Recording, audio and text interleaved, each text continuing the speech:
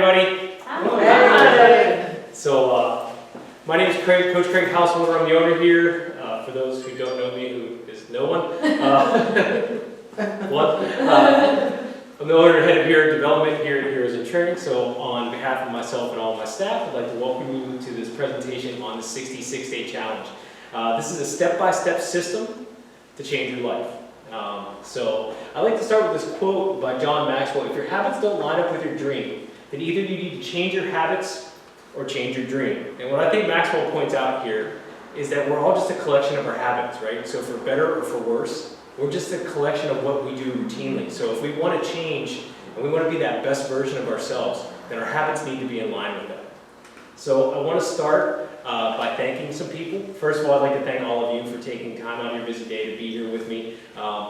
Because you guys are here and striving to get 1% better, that's why we do what we do. So thank you all for being here. Give yourself a nice round of applause. I also have to thank my team, Sergio and Shira, absolute best in the business. Another round of applause. Thank you guys so much.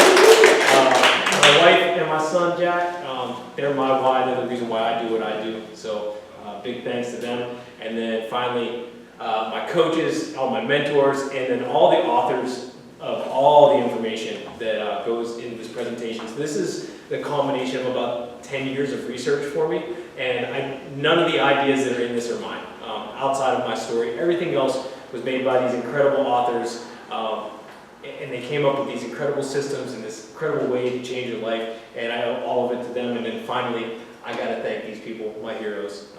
They are why we all get to do this and why we get to help people get 1% better every day. So hats off, big thanks to you. So this system is very, very personal. This is very, and this is why I'm so excited to share this with all of you tonight, because I use this system to change my life, and I know for a fact that it works, and that if you apply this system to your life, you can change your life as well. So to understand kind of how this all started, you got to understand a little bit about me and about my story. So I hit Pittsburgh in 2016. Went off on my own, kind of just left my job, jumped off the bridge is how I tell it, and just to see if I could fly, and opened my own business and started to train clients. At this point, we were still training in someone else's gym. Dave was there with us. That was a hot, sweaty place. In January of 2017, and this kind of started the bad times for me, I was diagnosed with an extremely bulging disc in L5-S1. So a lot of pain, especially you can imagine being a coach. I have to lift heavy weights, I have to show people exercises. So for the next pretty much 2 years of my life, I dealt with this really terrible pain in my low back. That necessitated me taking some prescription pain meds, which I then kind of became dependent on, and that caused even more problems in my life. I ended up having to quit taking those. But that was kind of like the start of the really stressful times for me. Then we moved into this building just 1 month after, so it hurt my back. 1 month after we moved into this building, which was an awesome step forward for us. But it really started off me working a ton. So at this point in my life, I'm working about 16-hour days because I'm coaching in the morning. I am going home and programming and doing all the business stuff that I didn't even know how to do yet in the afternoons, coming back and coaching in the evening as well, and then doing it all over again. Also, as you can see, I don't know, those of you who were here when we opened know, but when we opened this place, it looked like an 80s, like an 80s gang hideout or something like that. Feet all over the floor. So all the weekdays we're working, all the weekends we're here building on the place and just making it better. So with a bad back, just because we weren't busy enough, we had our first son just a few months after that. Only son, first son.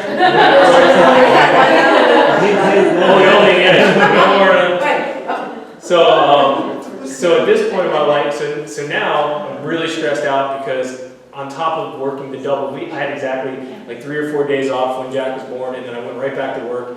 And at this point now, I'm doing all of that I was doing before, but I'm doing it on 4 hours of sleep with a bad back. This handsome gentleman is my father-in-law. Shortly after that, we started to have a lot of family medical issues. So my father-in-law has been in and out of the hospital. I think he was just in a couple of days ago. I know he was just in a couple of days ago. So that kind of really started to weigh on us as well. And then a couple months later, February 2018, we start to see this happen to our neighbor's house. So we were in a landslide area, and we this point became very concerned that with a little baby, our house was going to slide over top of the hill. So what did we do? We loaded up the truck and we moved to Beverly, actually Shaler, but we had to get the heck out of there. But with that came more work. That house needed work, so I'm back on my hands and knees working 16-hour days again, back-breaking work, refinishing hardwood floors to get us moved into that house. And then after that, just a few months later, one of my best friends dies from complications related to alcoholism. So not a really great time in my life. My stress levels were through the roof. My energy levels were in the toilet. I was burned out. Being burned out made me anxious. So, and I started to like doubt everything. I started to, wonder whether I was going to close the business that I fought so hard to open. My anxiety led to insomnia. So I'm sleeping now. I'm back to sleeping just a couple hours a day and having to go back in and, show this great face and try to help people get better at stuff. And my insomnia paired with the anxiety eventually led to depression. So here I am, the leader of this team, trying to be here for my heroes, trying to be here for my family, and I am a complete mess at this point. I knew something had to change, and through all of this, I developed a very, very bad habit, kind of bringing it back to why we're here talking about habits. And my habit was booze. So I used alcohol to manage my stress exclusively. We had no time. I had no time off. I had no time to take time to relax. So the only way I kind of knew to handle stress was to kick back a couple drinks. And started innocently enough with just a couple drinks, but then it became a little bit more, and I started to feel really, really crappy in the morning. So this is the first book that I'll mention tonight, The Subtle Art of Not Giving Up. Those of you who know me, I'll be usually complete that sentence. Tonight, because we're on Facebook Live. So Subtle Art of Not Giving an F, and what Mark Manson tells us in this book is to watch out for what he calls the feedback loop from hell, and this is where I was stuck. So I would feel hungover and terrible in the morning. I would realize it, so then I would feel more bad about it and more anxious about it. That would make me feel worse again, so then every night when I go out to work, what would I do? I'd find that little bit of release, and I'd kind of start the whole cycle over again. And so what I did was, I went back and I looked over my core values. Having core values is super duper important, because when I reviewed my core values, I saw some places that I was not living up to the standard that I had set for myself and for my business. My own personal core values are very similar to these. These are the ones for the gym. I think they serve for my purpose here. Number 3, take ownership. I was certainly not doing that. I wasn't owning my problem. Have only good days and great days. I certainly was not doing that anymore, and strive to get 1% better every day. I was being a victim, allowing it to take me wherever it took me. I wasn't taking any action to solve my own problem. So what did I do? I fell back on my years of research on helping people get better, and I started to look for commonalities between all this stuff, and I really started to work on myself and work on healing myself. And that's when I came across this book, The One Thing, by Gary Keller and Jay Pattison. Brilliant book. I have to kind of tip the hat, because a lot of the stuff we're going to talk about today comes directly from that. As a matter of fact, the 6-6-8 challenge comes directly from that. And what I learned in that book is this question, and this really changed the game for me. What's the one thing that I can do such by doing it, everything else will be easier or unnecessary? And I'm going to come back and we're going to talk about that a lot more in detail, but I just wanted to kind of give you guys a hint of like where this is going. So, but we're here to talk about habit change. We're here to talk about your habits and how do we get better at the things that are important to us, and how do we become, maybe even more importantly, that best future version of ourselves. So how do we set in place now habits that will build us and turn us into that person. So the first thing we got to do, if we're going to have habit changes, we got to get our minds right. Right? So if you're going to talk about mindset, we got to talk about Carol Dweck and her landmark book, Mindset. I think it's probably 15 or 20 years old now, probably a standard psychology book. But it talks about having a growth mindset versus a fixed mindset. And basically, you can kind of read some of the things that people in a growth mindset or fixed mindset say to themselves, but the gist comes down to people with a growth mindset. They believe that they're pliable, that they can turn themselves into anything that they want. Where someone with a fixed mindset, they're either good at it or not. I'm a reader. I'm not a reader, I'm not an exerciser, or I'm not a person that can eat healthy. They're fixed in that, and they're right, because they're fixed in their mindset, they're always going to be there, but we want to be in a growth mindset so we can get better. This amazing quote by Henry Ford, I think that guy was a little bit successful, right? Whether you think you can or you think you can't, you are right. So we want to think we can, right? So the very first step in making any changes, we got to take ownership. That's core value number 3 for me. It could easily be number 1. All my core values are not listed in any particular order. But you have to own the problem. So if you get rear-ended driving in your car, you didn't cause that problem, but you're still responsible for anything, for handling the fallout, right? So if you get a sore back, you have to go to the chiropractor, or to the doctor. You have to do the exercises with your PT. So while you're not the cause of the problem, you still have to take ownership of it. And I think a lot of times when people make a mistake is we want to blame other people for our problems. And yeah, they might have been the person that caused it, but it's still our responsibility to deal with it. So A number 1, in this book, Extreme Ownership, awesome! So 2 Navy SEALs basically take all the lessons that they learned fighting in Iraq, and they boil them down into things that make us successful in business and in life. So Extreme Ownership by Dr. Wellington Lee. It's a great read. It's really entertaining. I highly recommend it. So you also have to be real with yourself and figure out how bad you really want it. So there's a really maybe not a popular argument that says that if you don't have something that you want, maybe you don't really want it. I've always wanted to learn an instrument, but I never picked it up. People that really want to learn an instrument, pick it up. They set aside time and deliver it. And that's what we're going to show you today. So we're going to show you a way today to take your dreams and turn them into realities, step by step. If you want to find a way to do something, you'll find a way. If you don't, you'll find an excuse, Jim. So if you're going to go in for habit change, you've got to go all in, right? So on a scale from 1 to 10, we need to be an 11. You like that? She's always my litmus test of whether I'm being funny or not. If I'm not funny, she's like, that's not funny, man. That's not funny. Yeah, so we got to go all in, because habit change in and of itself is uncomfortable. So we're going to have to get out of our comfort zones if we want to make positive change in our life. I don't know if you guys have ever seen this. I made this graphic. I'm really proud of it. So that's you on the side of the mountain, that little person. You have that huge icy thing to sit, and what you're climbing there is homeostasis, right? Our bodies naturally, genetically, were bred to crave homeostasis. So the couch potato wants to stay a couch potato. The person that runs 5 miles a day wants to run 5 miles a day, and your body really wants to keep you in that place. We're going to purposely upset that. So we're going to have an uphill fight. You're also going to have haters. Anybody having any kind of success is going to have some haters. And I love those haters. Having anger towards everyone reaching success. That's what haters stands for. So we want to watch out for haters, but we also want to watch out for saboteurs. Saboteurs tend to be in our own ranks. These tend to be the people closest to us. Our best friend, hey, come on, man, you can just have a drink tonight. Come on, party with us. Or, hey, I know you're giving up sugar, but I bought this awesome chocolate cake. Don't you want a piece?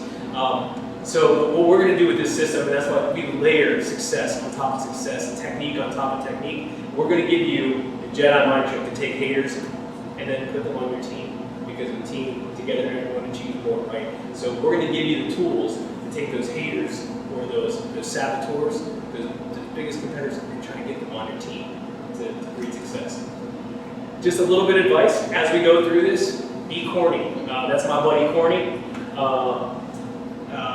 Corny equals successful. So a lot of the things that we're going to talk about today, writing out your goals. And again, none of this is like landmark, or we just put it together. So. And this is based on just decades of research. But what a lot of people say the reason they don't do it, writing down their goals is corny. But corny equals successful. Successful people write out their goals. So if being corny is being successful, I'll take corny every day. So some of the other words that people use that we could use instead of corny are effective, successful, driven, sincere, vulnerable, honest, compassionate, humble, real, right? So these are the real words behind corny. So you're not being corny. You just want to be effective. You just want to be successful. So please be corny. Real quick, I want to talk about how most people think that motivation works. So most people wait to get some divine inspiration. Like one of these days, I'm really going to get, the desire to eat right, and then they think they'll get motivated, and then finally they'll take action. I'm here to tell you today that is not how it works. Motivation actually starts with action. So if you take action on something, and you'll be surprised when I tell you about it, the smallest action, the very smallest action taken with consistency can lead up to big goals, can lead up to big landmarks. You just have to take the action. You take the action, wow, you know, I'm getting up every morning. I said I'd get up every morning and walk for 10 minutes. Well, you do that for a couple weeks, and you're like, wow, I'm really getting pretty good at this. I could probably do 15. By the end of the, 66 days later, you're running, right? So you just have to take small steps. Consistent action always equals 1% better. No action, no better. So now we're going to get into the nuts and bolts of this thing. So achieving your dreams comes down basically to 3 steps. Part 1, get clear on what you want and why it's important to you.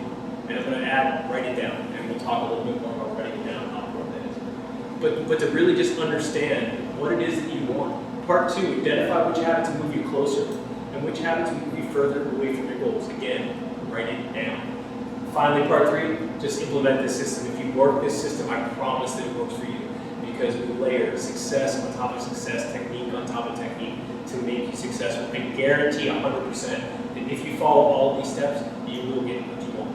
If you follow 50%, you have a 50% chance of getting it. So part 1, gain clarity.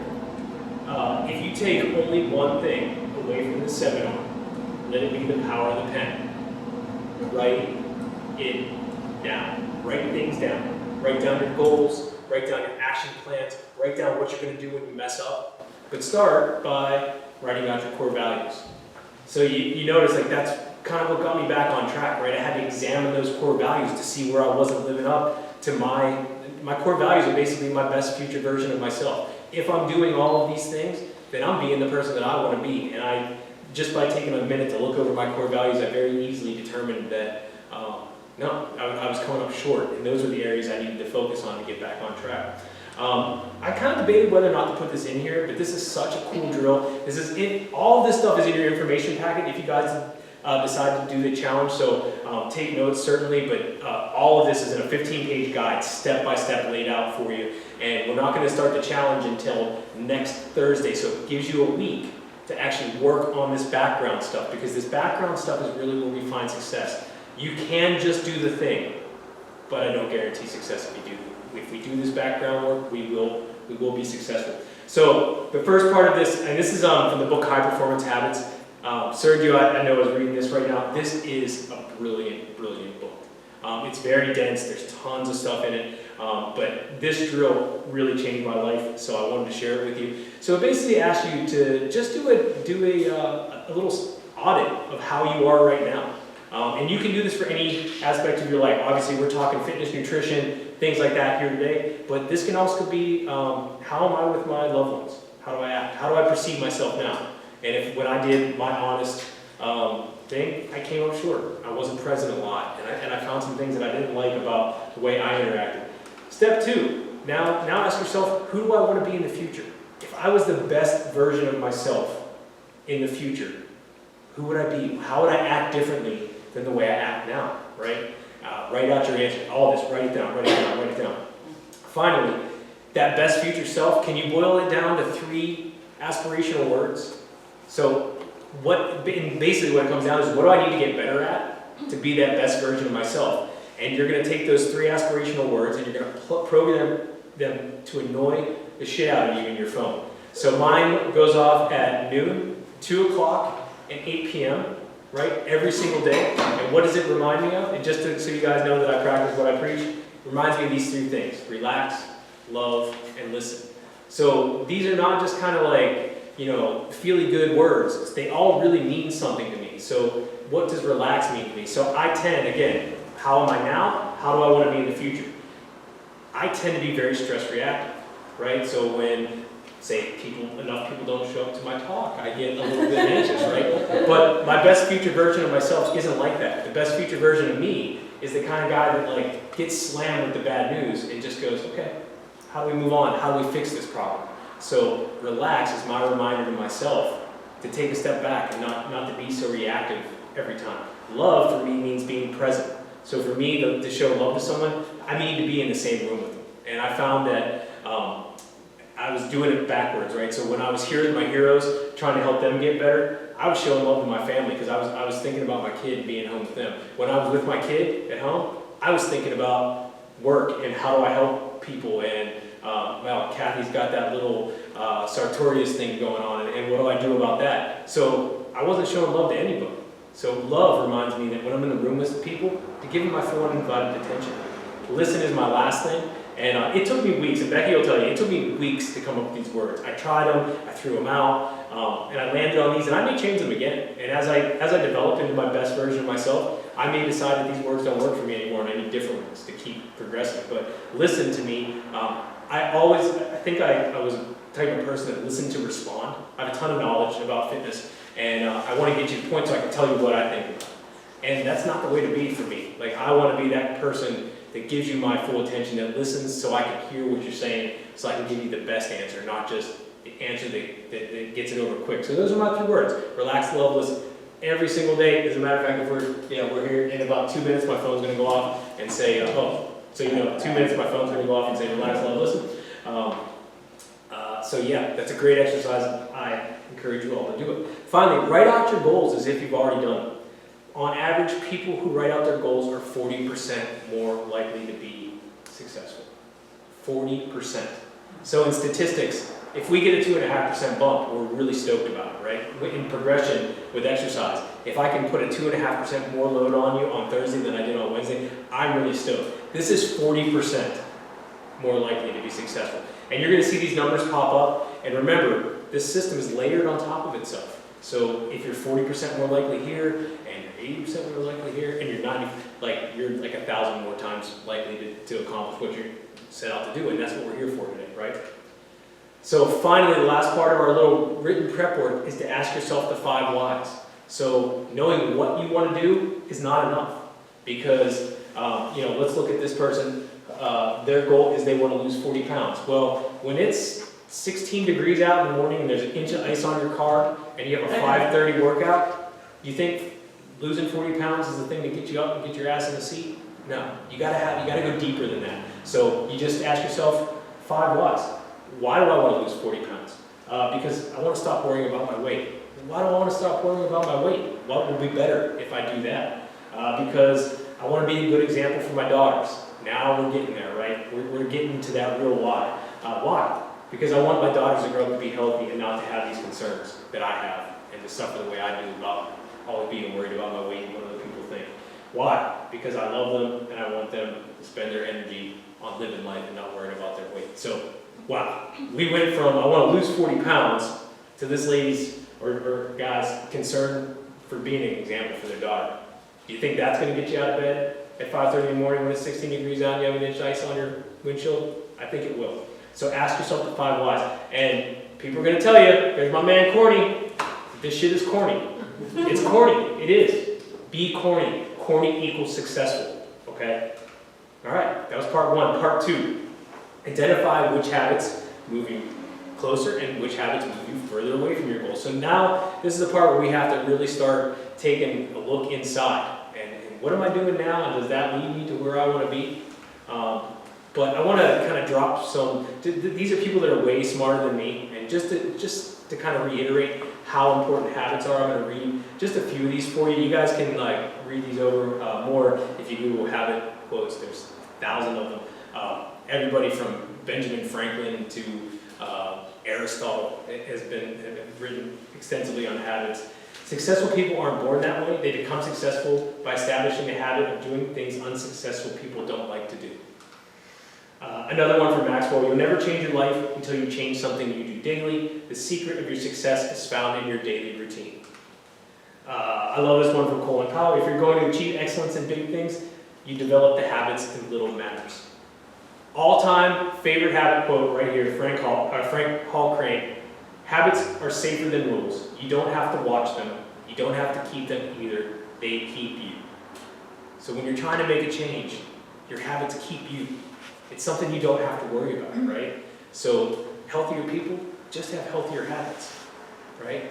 More successful people, they just have better habits than unsuccessful people.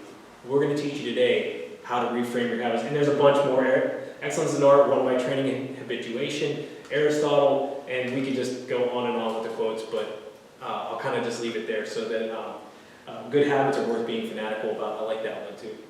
But we'll just leave it right there. So now we get into everything that you need to know about habits to make a change. So this is going to be kind of a service. I know this talk is like an hour. We could literally be here for 7 hours talking about the actual functionings of habits. We've boiled everything down into a system for you. So if you want to learn more, by all means, pick up The Power of Habit by Charles Duhigg. Sorry, Charles Duhigg. I always mispronounce his name. It's a brilliant book. Gets into all the science, all the nuts and bolts. Goes way further than this talk ever could. But honestly, I don't think you need to know every single bit of it. So first, let's just talk about why are habits important and why do we have habits in the first place. So we establish habits basically because our brain is lazy. Your body is always trying to save as many calories as it can. It's stingy. And thinking about things and deciding things burns a ton of calories. Your brain, when it thinks, burns calories. So we establish habits, and your brain craves habit because it saves energy. Remember homeostasis. So this is why it's so tough to fight homeostasis, because that's where your body wants to keep you, because it's comfortable. It doesn't have to think about that. So it doesn't care if you get up and eat 4 cookies for breakfast every day. It just knows that you're sustaining life, your heart is beating, your blood is pumping, getting oxygen. It's happy. But that may not make you happy. You may want better than that.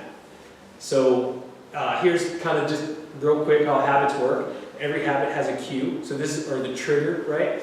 And these are usually people, places, times a day. So they use having a cup of coffee every day. So at the time of day is his cue.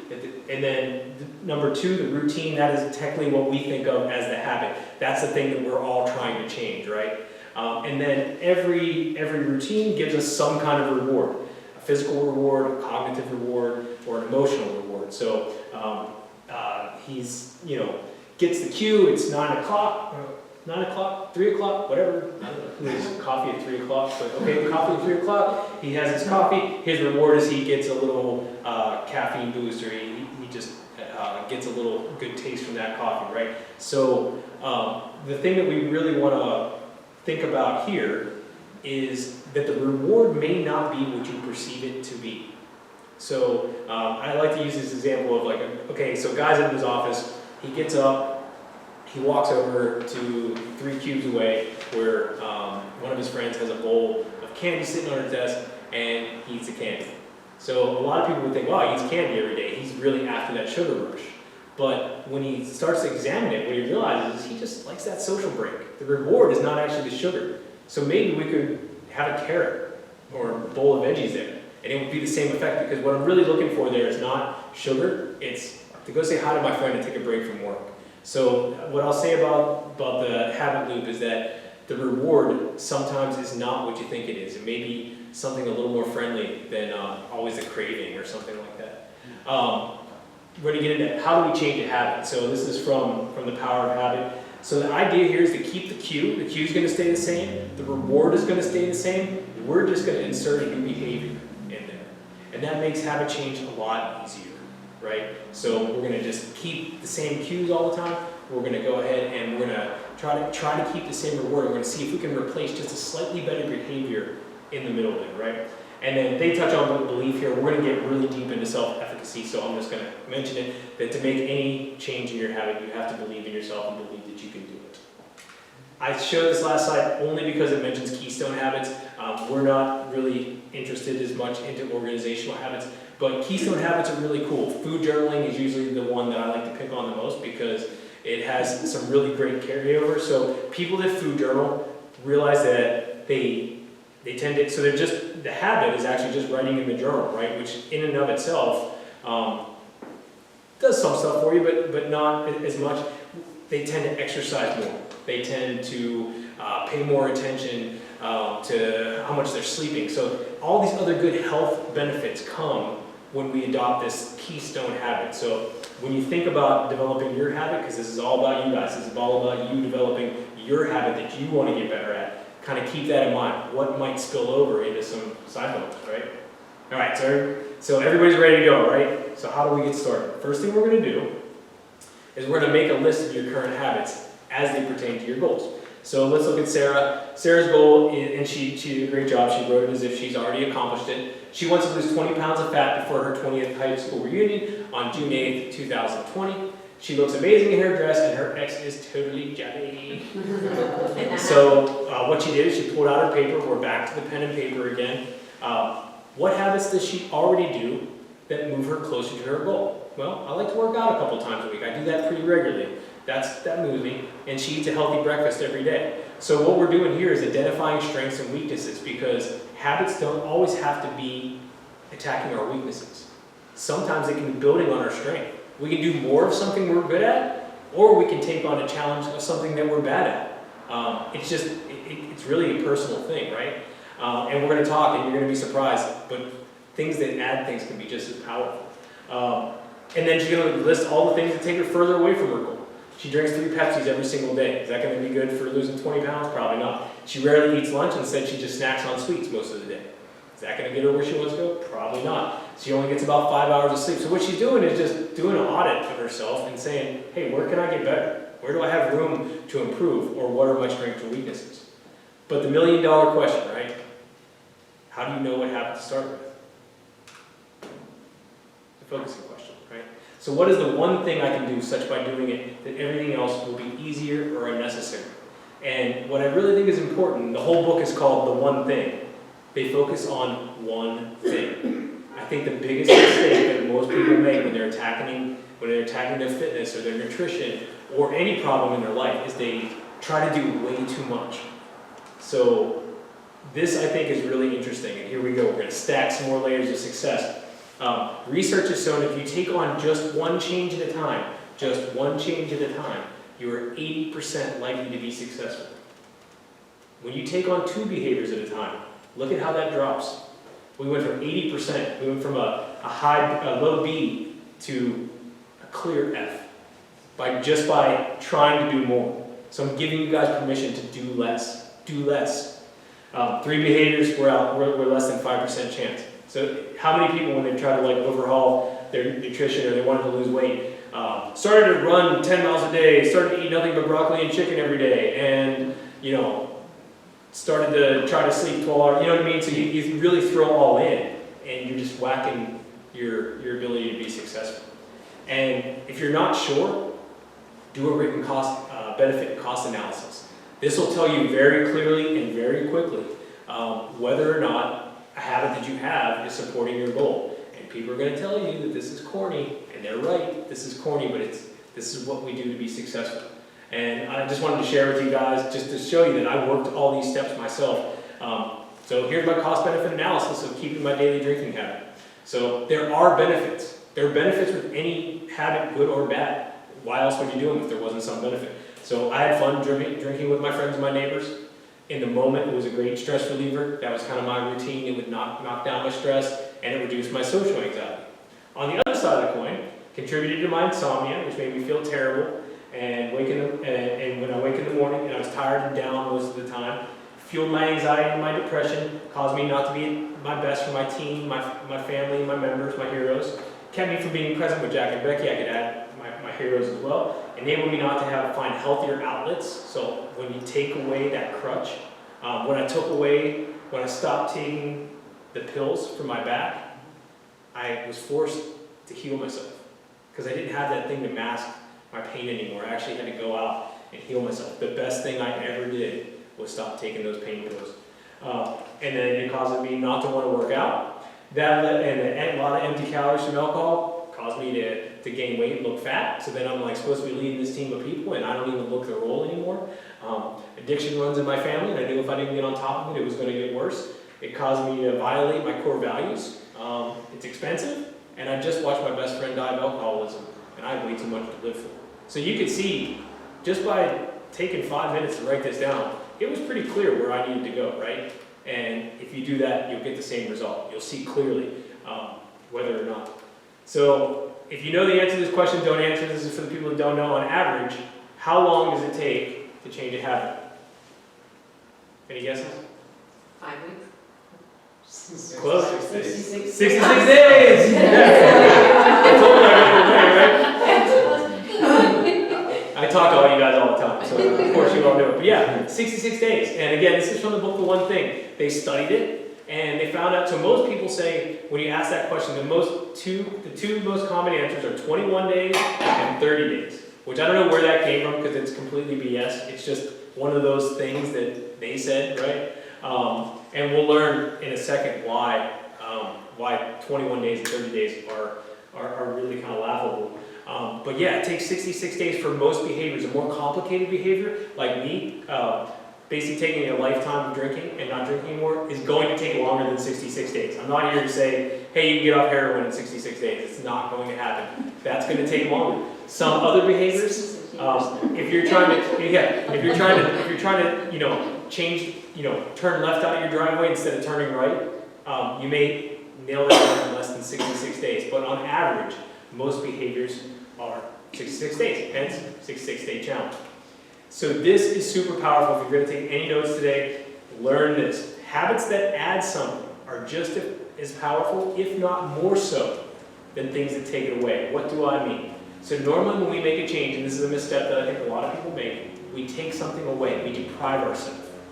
We don't have to do it that way. We can add something good, which will space out something bad. So instead of saying like, I'm never going to eat sugar again, ever, which is totally fine too. That's, again, another addiction. Some people have to be real and just be like, I'm a sugar addict. I can't, I can't do it and have it sometimes. But maybe for some other people, it might be better to say, I'm going to add a healthy meal every day. I'm going to eat a salad for lunch every single day. Well, if you eat sweets, that's the same thing. So now I'm no longer depriving myself. I'm putting in something good. You'd be amazed, for some people that start their change, something as small as one extra glass of water a day. Because it just puts their focus on themselves, on what they're trying to do. And that, I'm not saying like one glass of water every day is going to change your life, but it's going to get you started. And then the next change, and the next change, and the next change, and then we end up changing our lives out of it. Your habit must also be properly scaled. So the challenge always needs to be less than your self-efficacy. And self-efficacy is just a fancy way to say like your belief that you can get shit done, right? That's your belief that you can accomplish it. But self-efficacy doesn't have to be at the max as soon as we get started. We've learned that self-efficacy is like a muscle. We can actually train it, and research has shown this. This is not just my idea. There's research to back this up, that if we start with a small challenge, we can then blossom that into a slightly harder challenge, and a slightly harder challenge, and a slightly harder challenge to win. Then we can like take on anything. So when you're setting up your habit, be real with yourself, and I'm telling you, make it easier. The only thing that is important is that you can be 100% sure. And then this is how it works, right? She built up hers, and then by the time all of our little nesting jars are comfortable and rock, right? So talk about the kind of Goldilocks principle. We talk about the Goldilocks principle of loading in the gym, right? Is the load just right? So too hot would be like taking on a challenge that's too much for me. I'm going to eat nothing but chicken and broccoli for every meal, every day, for the rest of my life. Probably going to fail there. That's too hot. What most people will probably think is that we want to find that challenge that's just right. And that's a good answer. That's an okay answer. But really, we can do it with too cold too. Just slightly, so that we know that the most important thing is that you are 100% certain that what you write down on that page is going to get done, because we're going to adopt this habit for life. This is not, I think I had this conversation with Cindy. I talked about the challenges. Cindy goes, I'm going to give up eating cheese. And I said, wait a minute. I said, does that mean you're never going to eat cheese? She's like, no, for 66 days I can do it. So I'm like, no. This is not any grand, this is not just like big version of Lent, right? We're not giving up anything for Lent. This is something that at the end of 66 days, we might stop tracking it, but we're never going to stop doing it. So think about that. When you make up your habit, when you come up with your habit, it's got to be something that you're ready to do for the rest of your life. Or until you change your habit. I may have drink again someday, but it's going to be a long time from now, so that I can come back and make a more informed decision on what I want to do. Finally, the habit that you chose should pass the following two tests. It should be actionable every day. Every single day. Yes, even Sundays, even your birthday. So what do I mean here? So like something, and then I'll give you the second part too. It should be easily measured and tracked. So you should know clearly, I did the thing, or I did not do the thing, right? So you shouldn't have to think about it. So what might be like a weak habit? I'm going to eat better. Okay, what does that mean? How are you going to eat better? How do you know on Monday if you eat better, or Tuesday if you eat better? It's really wishy-washy. What might be better is, again, scale. I'm going to eat a salad every single day for lunch. Does that pass our test? Is it scaled? Yeah. Every single day, I can take action on that. Is it easily measured? I either ate the salad or I didn't eat the salad. So make sure that whatever you pick, it can be actionable every day. So what I get a lot of times is like, well, I want to work out in the gym 3 days a week. So can I just work out in the gym 3 days a week? You could, and that's perfectly fine. That's not how this works. What would be a good goal for that is that say, I'm going to work out every single day. I'm going to do something for my body for 10 minutes. That means that when I come in and I hit my big gym workout, did I work out for 10 minutes? Yes. But on those other days, I still took some kind of action. I stretched, I took a walk, I took a jog, but you did something every single day. We're trying to build a habit that supports your dreams. So to be a habit, it's got to be daily, at least in the beginning. Maybe when you guys become habit ninjas, you can take on something a little bit bigger. So is everybody ready? You ready to rock and roll? Yeah. Cool. Kelly is so excited. She's like,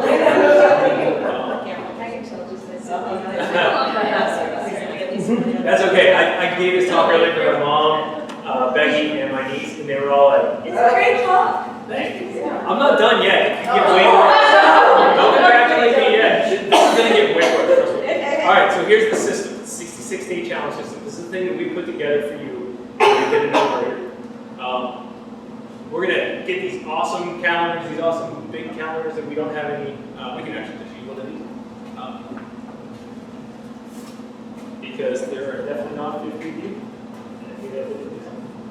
Of course, some of this stuff. Here we go. Thanks.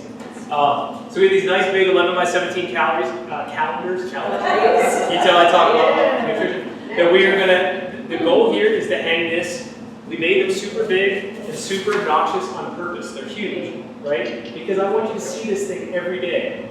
When you wake up to pee in the middle of the night, I want you to see your calendar. When you go to get your coffee in the morning, I want you to see your calendar. So I want you to hang this in the most obnoxious place in your house so that you have to see this. I also support maybe little other signs that have your goals on, your long-term goals, and your current action step, so that you have to look at them all the time. Ask Sergio, he gets sick of looking at my goals. They're in the back, they're in the back here, I have them on my fridge at home, I have them on 4 whiteboards, they're everywhere, because I want to be present with them, I want to be constantly looking at them. Every single day that you do the thing, you're going to give yourself a big red X. Pretty self-explanatory there. Your only job then, what's that? You can make it a star. It's your calendar. You can decorate it. I'm gonna do a green check. I'm going to write about Nice. That's going to take a lot of time every day. You're going to use like multiple colors. Yeah, use whatever you want. You can put a picture of me. But your job is not to break the streak. Don't break the string. Okay? Do it every day. You're trying to establish habits here. Do it every day. This is really powerful. Plan some rewards for yourself. As long as the reward doesn't break the string, right? So if you're giving up sugar, added sugar, don't have ice cream on your day. But you can plan, 1 in 7 days, 1 in 33 days. We're also going to have a little get together here where we can share our successes and talk about it a little bit in 33 days. And then we're also this is all going to start back over 66 days from now. We're going to do another one. So if you do this one and when it's successful for you, we're going to just jump into the next step, the next step, the next step. And hopefully at the end of next year, we're all sitting here well on our way to be the best version of ourselves. And then after 66 days, congratulations. You either have a new habit or you need another 66 days. So my habit, I jumped right back in and just kept the streak going. Didn't focus on anything else. I will start a new habit when we start this challenge so I can ride with y'all, but I think I got a pretty good handle on the other one. I will probably still track it though, because it's very self-satisfying. It's like, oh man, you don't feel like crap when you do it. One warning, watch out for the cute part. Anybody who's trained with me has heard me talk about this a lot. The cute part, or what some people will call the honeymoon stage, and this is why 21 to 30 days is kind of BS, is because you're not even out of the honeymoon stage. You're not even out of the cute part. And what is the cute part? That's that excitement you get, you know, like how can you tell that someone has gone vegetarian? Because they tell every single person they know, right? When you do something when you do something new, right, you're so super excited about it, and it's really easy to maintain that excitement for 2 weeks or for a month. But once we get past a month, we're no longer in the cute part. Now we're in the real work. You have to keep going. So if you know you're empowered, right? If we know it's coming, then we're empowered, and we can plan for it. We can know, hey, around a month, and this is going to start kind of not getting cute anymore. It's going to be a month out. I'm still not drinking with my friends, and it's going to suck a little bit. So these are just the secret steps. This is again layering on top of each other, things that make you more successful. You have to build a team that has your back. This is essential. Maybe one of the things that you can take by itself that will likely make you more successful. I love this quote by anybody who knows me knows I love Will Smith. If the world attacks and you slide off track, remember one fact: I got your back. And we all have your back. So, how important is support and accountability? So if you commit to somebody and you tell them that, and you tell them what you're doing, you have a 65% chance of being more successful. What I love is that second part. If you talk to somebody and you commit to them and you set an appointment to check back in with them, you are 95% more likely to be successful. But what are we going to do? We're going to take it and we're going to times that by 5. Right? Yeah. So this is how to build success. We're going to call, not text. Let's pick up the phone or talk in person. 5 people that you trust and respect. And you're going to tell them what you're up to. Hey, I'm really trying to get a handle on my nutrition, and be humble, be honest. I'm really trying to get a handle on my nutrition. I've decided that every single day for lunch, instead of eating out at Chipotle, I'm gonna eat a nice green salad. I want to know if you will support me and check in on me every now and again, and make sure that I'm still staying committed. Human beings love congruency. We love that when we say we're going to do something, that if we tell someone else, we love to stick to it. So this is your own mental trick, as well as bringing that person onto your team. You're going to ask them for support. You're going to ask them to keep you accountable. And if you really want to supercharge this, schedule some appointments. Hey, shoot me a text in a couple weeks and ask me how we're doing. What you're probably going to get is you're probably going to get people that really want to support you. Oh, you're going to have a salad for lunch every day? Awesome. I'll meet you on my lunch hour. We'll have one together. Wow. Bam. You just turned this in. So now we have a team at our back, right? And people are going to tell you. Calling people and asking them, guys, there's my man corny. This is all corny. They're going to say you're being corny, but I'll take corny and be successful any day. So what are we going to do with those haters? I promised you a secret ninja trick. We're going to do the same thing that we did to the people that we respect and trust. We're going to do that with our haters. So we're going to turn that person that might work against us, which, watch out, that's your husband or wife, that's your brother or sister. It's usually the people, our friends are terrible at this one, at being saboteurs, because they like you the way you are. They don't care that you change your life and that you're being the best version of yourself. They kind of like you the way you are. My friends like to party with me. So they were saying, hey man, you can have one drink. It's cool, don't worry about it. And I'm saying, no, I can't. I really can't. So yeah, doing those same tricks. So you go to your husband saying, look, hey, I know I've tried this before, but look, I'm really asking you for help. I want you on my team. I want to make this change. I'm trying not to eat these terrible snack foods every night before bed, so I want to take them out of the house. Can I count on you to help me? Can I count on you to support me and keep me accountable? And if they don't get on your team, use them for fuel. If they're still haters, use them for fuel. Quote by Kobe Bryant, this guy knows a little bit something about winning, about being successful. Learn to love the hate, embrace it, enjoy it. You earned it. Everyone is entitled to their own opinion, and everyone should have one about you. Haters are a good problem to have. I don't know about that everyone should have an opinion about you. I don't know. He's Kobe Bryant. But haters are a good problem to have, right? If you have haters, that means you're doing something right. You're being successful. Question I get asked most often: what do I do if I screw up? I did. Here's my screw up. See it in black.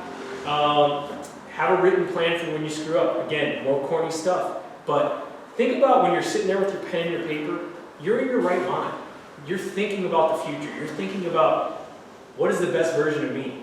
When you're at your weakest, you're certainly not. So all that written homework, I keep it close by. So when I'm weak, I just pull out my notes, and I'm like, oh yeah, when I was in my right mind, this was super important to me. So you're gonna have a written plan for when you screw up. How are you gonna talk to yourself? First of all, tell yourself it's okay. Congrats, you're human. You're gonna make mistakes. Every single one here will probably miss a day. If you don't, awesome. But you are human. You're gonna mess up. But the most important thing, and this is what people with a growth mindset do, they crave mistakes. I'm a coach because I've made all the mistakes already. Not all of them, I'll still make way more. But I've made a lot of the mistakes for you, right? So that I can coach you through, have mentors that already make these mistakes. But what I do every time I make a mistake, when I made this mistake, what did I do? I learned from it. So I'll tell you the impetus between that ugly black box. I had one of my best friends come in. I hadn't seen him for several years from Chicago, and he came loaded with a trunk full of awesome microbrews. We had a party at our house the first day. I didn't drink at all. We had everybody over. Everyone was drinking. I didn't. The next day, I was like, you know, I bet you I can have a beer or two with him and stay on track. I'm feeling pretty good. It was almost a month to the day. I think the first day I drank would have been a month. I'm like, I did a month. I'm like, I'm pretty strong. I can do this. And I was. The very first day, I had 2 beers. The next day, I had 6. So what did I learn? I learned I can't have just 2 beers right now. Because it led me to do right back to where I started. And woke up and I felt like crap. Did I beat myself up? Did I quit? The analogy I always like is, do you smash your cell phone just because you dropped it? No. You pick up the pieces, you learn from it. I never made that mistake again. I never assumed that I was strong enough again. And this is a point for people that are going to give up something really hard like I did. So again, just as powerful to add something good, half your body weight in ounces of water, and there are some good starter habits in the packet. The thing is loaded with information. Every single thing we talked about today is in step-by-step format in the packet if you decide to do the challenge. So I'm giving up something really hard. How can I be sure to be successful? Here's just some extra tricks. Set up your environment for success. So avoid the cues. I didn't go to bars for a while because that's where people drink. And also limit your exposure to the thing. So we took all the alcohol that was normally on the second floor of our house. I didn't throw it out. I just put it in the basement where I wasn't confronted with it every day. So I changed my environment to be successful. So that's something that you can do to help yourself. And that's part of having that honest conversation with your spouse to say hey, let's not bring junk into the house for a couple days, or for this until I'm strong enough to do this. Put your ex up. This was a huge thing for me. Put your ex up first thing in the morning. So don't wait to the end of the day, because again, willpower by the end of the day has gone down. So I don't know if everybody knows this about willpower. This is a little cool aside. Your willpower is actually a resource that you can run out of. So I always like to think that every morning you start with if anyone's ever played video games, the power bar that goes above your little guy. You start with it full. Every single time that you need to use it, you deplete some of it, right? So your boss is really mean to you at work and you don't cuss him out. You use up some of your willpower. You are not eating sweets and someone brings in a birthday cake at work and you don't eat any of them. You use a little bit of willpower. Your 2-year-old is being a maniac and you do not beat his ass. You use up a little bit more of your willpower, right? Then we get to the end of the day when our willpower is depleted. That's when we're weakest. That's when we're going to eat that pizza if we're not supposed to. We're going to have that drink. We're going to do that thing. And I've seen people have the best days ever. Worked out, ate right, ran out of willpower at the end of the day, crushed a whole pizza. All that work they did that day, out the window. Anyone ever done that? Nate's like, quit talking about pizza bad. Oh, sorry. I love pizza. Spax pizza. When I eat pizza, I prefer Spax pizza. But anyway, you put your ex up first thing in the morning. So when you're in your right mind, when you're at full power, you're saying, I commit to myself to not do this. Becky will tell you, that's my ritual. I do it every single morning. I put my ex up. So I've already made the decision. I've already put the ex up. The only way that I get to drink that day or I get to do the bad thing that day is if I want to lie to myself. Don't ever lie to yourself. That's why we're here. We're here to get better at things. The only rule I'm going to lay down for you today is don't lie to yourself. Don't put up that ex if you didn't do the thing. It doesn't help anyone. It doesn't help you, and it certainly doesn't help anyone else. Just worry about today. No fortune telling. I don't know if you guys know, but human beings are terrible at predicting their happiness. around events. So we find, actually, if you talk to people about terrible events in their life, they'll often talk about the good things that came out of it, where they probably dreaded that thing when it happened. The other way around too, you look at like, wow, when I get this new car, I'm going to be just so excited, and we actually overestimate how long we'll be happy with that. So don't, when I was working with a friend of mine, one of our heroes, who actually took on the non-drinking challenge way before I did. This is when I was helping him to do it. It was, early in the year, and he was like, he had stopped drinking January 1st, he was, a few months in, and he, we're talking about it, he's like, yeah, I'm just really dreading my fantasy football draft. I'm like, when's your fantasy football draft? He goes, like end of the summer right before football season. Wow. I'm like, dude, it's March. I'm like, so don't forecast how bad something's gonna suck. You're gonna suffer about how bad that event is gonna suck, and guess what?